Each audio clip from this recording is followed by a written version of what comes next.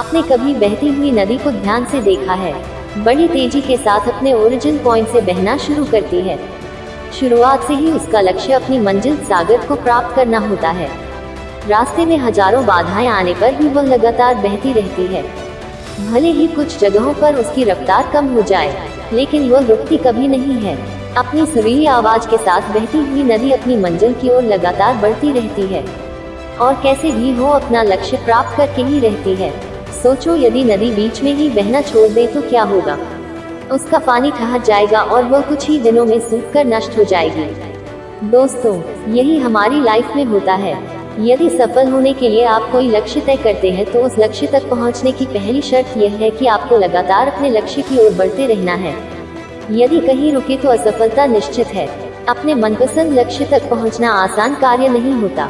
यदि आसान होता तो आज दुनिया के सभी लोग सफल होते।